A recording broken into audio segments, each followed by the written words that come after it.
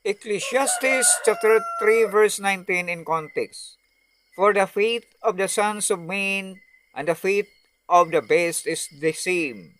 As one dies, so dies the other. All have the same breath. Man has no advantage over the beast. All is vanity.